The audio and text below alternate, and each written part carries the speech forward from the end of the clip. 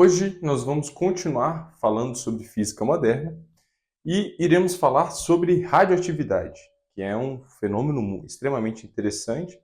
Nós iremos entender agora melhor como que se trata isso. Você deve ter visto essa matéria no seu segundo ano, estudando química, né? Segundo ou primeiro ano estudando química. E nós vamos estudar isso a fundo agora aqui, porque é um fenômeno físico também, e é a física que vai conseguir explicar esse fenômeno. Então, vamos começar aqui. Qual que foi a grande motivação e o contexto em que descobriram radioatividade?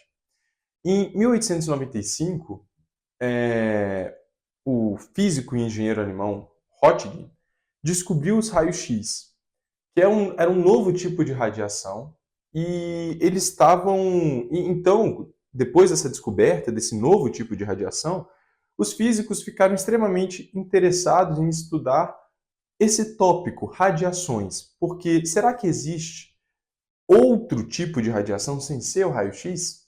Então, foi nesse contexto que Henri Becquerel estava estudando as substâncias fosforescentes. O que são substâncias fosforescentes? São substâncias que, ao entrarem em contato com a luz solar, emitem um tipo de radiação própria, tudo bem? E ele fez um teste com uma chapa fotográfica em papel preto, na tentativa de detectar novas radiações. Então, ele pegou essas substâncias que brilhavam em contato com a luz solar, embrulhou elas com papel preto, ou seja, não teria mais contato com a luz solar, e o objetivo dele era observar se essa substância estava emitindo radiação ainda, se dependia ou não da luz solar. Por consequência, detectar novos tipos de radiação. Somente o sal de urânio passou nesse teste, ou seja, somente de todas as substâncias fosforescentes, somente o sal de urânio emitiu radiação, manchou a chapa fotográfica, mesmo coberto com o papel preto. Tudo bem? Então, o Becquerel percebeu que o sal de urânio emite radiação independentemente da incidência de luz solar. Ou seja, o sal de urânio estava participando de algo que ele chamou de radioatividade. Esse sal de urânio ele era radioativo. Tudo bem? A Marie Curie ela vai observar que o elemento tório, vai emitir radiações muito similares às radiações que esse sal de urânio estava emitindo. E essa é a importância dessa grande cientista e que ganhou Nobel tanto na área de química quanto na área de física. Então, é realmente uma cientista genial. Estudando o urânio e o tório, ela percebeu que essa propriedade de emitir radiações de maneira espontânea não era propriedade dos sais, e sim dos átomos. Porque o Becquerel ele pensava que essa propriedade de emitir a radiação não era do átomo de urânio, e sim do sal de urânio, ou seja, desse conjunto de átomos. A Marie Curie vai perceber que, na realidade, essa propriedade é do átomo e não do sal. Então, o tório e o urânio eles são elementos, átomos radioativos. Tudo bem? Emitem radiação de maneira espontânea. Outra importância da Marie Curie é que ela descobriu o polônio e o rádio. E agora, para dar continuidade, vamos falar sobre os experimentos de Rutherford e de Paul Villard, que dentro desse contexto de descobrir novas radiações, o Rutherford realizou um experimento muito importante para a física. E vamos falar desse experimento aqui no quadro, que é o experimento de Rutherford. O que ele fez? Ele pegou uma caixa de chumbo. Então, isso aqui seria uma caixa de chumbo. E ele colocou um átomo de urânio aqui dentro. Então, aqui nós temos urânio. E por que a caixa de chumbo? Porque esse átomo de urânio, né, essa substância, na verdade não foi um átomo só, né? Ele colocou urânio aqui dentro. Se eu coloco a caixa de chumbo, a radiação só pode vir para cá. Essa caixa de chumbo vai bloquear a emissão de radiação em outras direções sem ser para frente. Ele quer estudar essa radiação.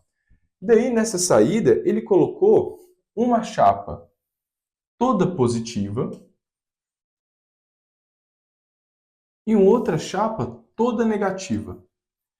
Por quê? Porque se essa radiação tivesse alguma carga, se tivesse carga negativa, viria para cá. Se tivesse carga positiva, viria para cá. Lembrando que os opostos se atraem, né? Carga positiva atrai carga negativa, vice-versa, e cargas de mesmo sinal se repelem. Ok. Então, Rutherford, o que Rutherford observou? Rutherford observou que tinha uma radiação que fazia isso aqui, ó.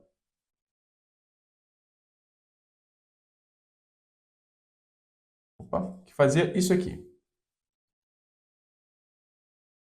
Tinha outra radiação que fazia isso aqui.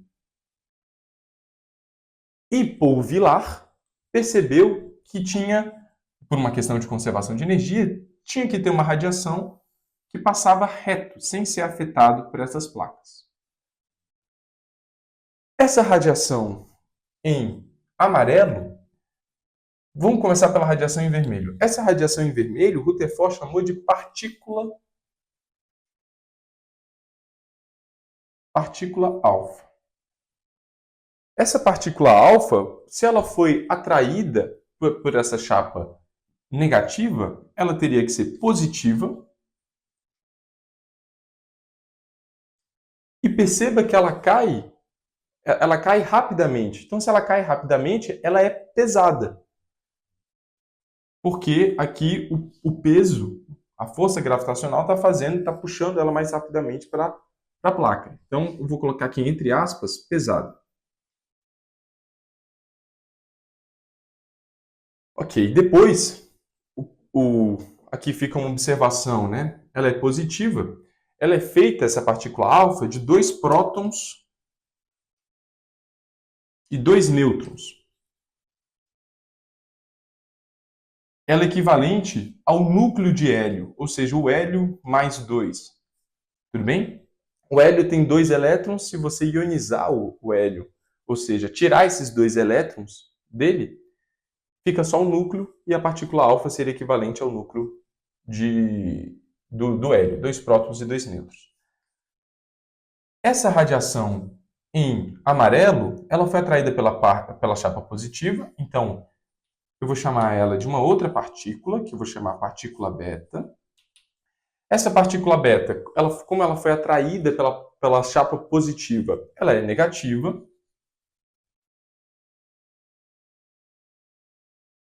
E perceba que a força gravitacional, aparentemente a força elétrica aqui, né, afetou mais ela que a força gravitacional. Então, vou colocar aqui entre aspas, ela é leve.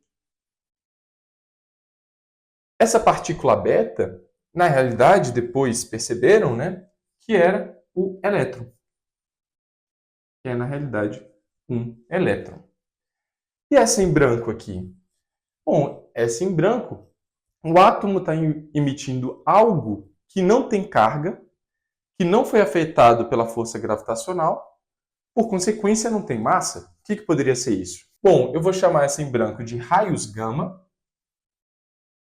Raios gama. E esse raios gama, se ele não tem carga e não tem massa, só pode ser uma onda eletromagnética. E essa foi a contribuição do Paul Vilar, eletromagnética. Essa foi a contribuição do Paul Vilar, ele que descobriu os raios gama. Tudo bem? Essas partículas alfa, elas são têm uma energia menor, portanto, o poder de penetração delas não é tão alto. As partículas beta, por terem menos massa e por serem mais velozes, têm um poder de penetração maior. E os raios gama, ondas eletromagnéticas com uma frequência altíssima, ou seja, tem uma energia enorme e tem um altíssimo poder de penetração. Então, o Rutherford, que vai descobrir as partículas alfa e beta, descobriu novas 2 partículas que esses átomos estavam emitindo. Uma delas é a partícula alfa, feita de 2 prótons e 2 nêutrons, com menor poder de penetração, mais pesadas e com uma maior carga elétrica. A partícula beta, uma carga negativa e mais leve, com maior poder de penetração, que seria equivalente ao elétron. As partículas alfa são equivalentes a um núcleo de hélio. E Pove, lá em 1900, descobre os raios gama. A gente está falando de radioatividade para cá e para lá, mas o que é radioatividade, né? Radioatividade é um fenômeno de transformação de um núcleo em outro. Perceba que o que diferencia um átomo de outro é o seu núcleo.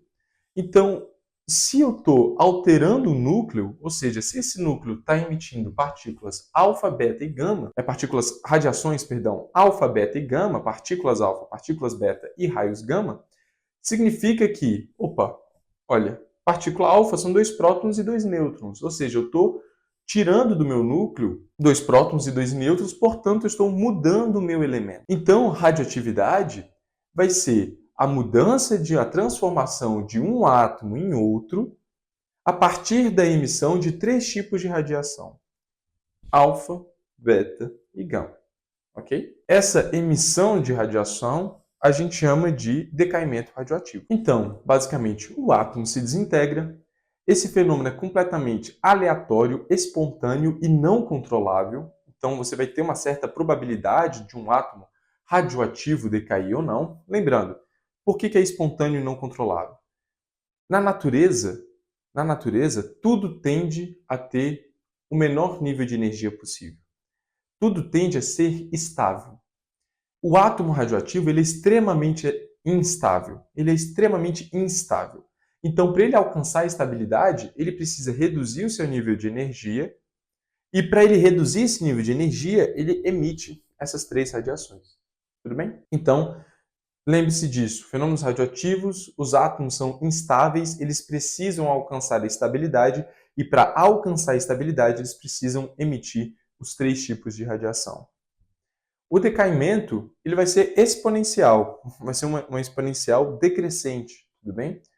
Conforme a seguinte fórmula nos diz, n de t igual a n0 é elevado a menos lambda de t, lambda vezes t, e esse é o formato do gráfico, uma exponencial decaindo, já que o sinal da exponencial ali em cima está sendo negativo. A lei de decaimento, então, estabelece n de t igual a n0 é elevado a menos lambda vezes t, em que o lambda é a constante de decaimento ou a probabilidade do átomo decair, como eu disse, é um fenômeno espontâneo, aleatório e não controlável. Então, esse átomo ele vai ter uma certa probabilidade de decair ou de não decair. N de t, o número de núcleos no tempo, o número de núcleos radioativos que eu tenho em determinado instante de tempo, e N0 é o número inicial de núcleos. Outra forma da gente escrever isso é escrevendo N de t em função do tempo de meia-vida. O que é o tempo de meia-vida? O tempo de meia-vida representa o tempo para decair metade dos núcleos.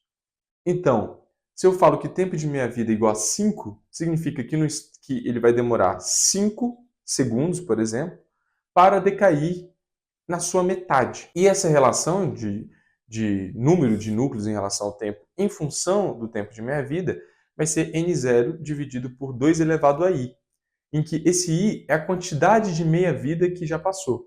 Ou seja, i vai ser igual a t, que é o instante de tempo que a gente está estudando, dividido pelo tempo de meia-vida. Bom, basicamente isso. Agora vamos partir para uma simulaçãozinha. Uma reação possível seria esse decaimento do urânio. Urânio é o U, 238, mais especificamente. O urânio, ele decai no tório, tudo bem? Então, o urânio está lá instável. Emitiu os 3 tipos de radiação. Mudou o seu núcleo. Ele mudou o núcleo, portanto, esse átomo de urânio virou um átomo de tório, porque partículas alfa você emite 2 prótons e 2 nêutrons. Daí, esse tório ele também é instável.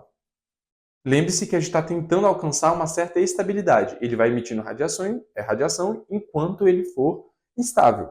Então, o tório ele também é instável, também é um átomo radioativo. Vai emitir essas 3 radiações e vai mudar para um átomo de protactínio, que é esse Pa.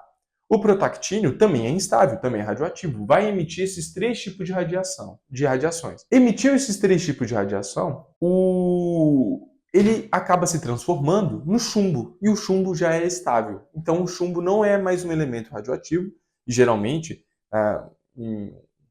o chumbo é um elemento comum de último decaimento, o chumbo e o ferro. Esse decaimento chega no chumbo, o chumbo já é um átomo estável e ele não vai emitir mais radiação de maneira espontânea e não controlável, e, portanto, a gente tem um fim desse ciclo, vamos dizer assim, radioativo. Eu vou mostrar isso para vocês, como que isso acontece rápido, esse fenômeno radioativo, numa simulaçãozinha que eu fiz para ilustrar bem todo esse contexto. Então, vamos pegar aqui a nossa simulação.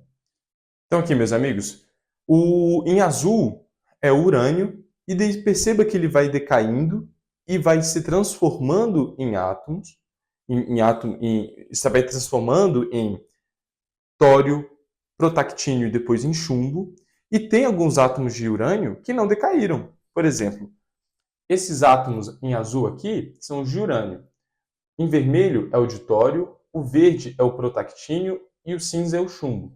Perceba que tem alguns átomos que não decaíram para o chumbo, de protactínio, tiveram alguns átomos de urânio que não decaíram, e tiveram alguns átomos de tório que não decaíram. Então, mostrando a aleatoriedade desse fenômeno. Bom, meus amigos, é isso. Agradeço demais a atenção de vocês e até a próxima aula, que nós vamos começar a falar sobre modelos atômicos. Muito obrigado pela sua atenção e até um próximo vídeo.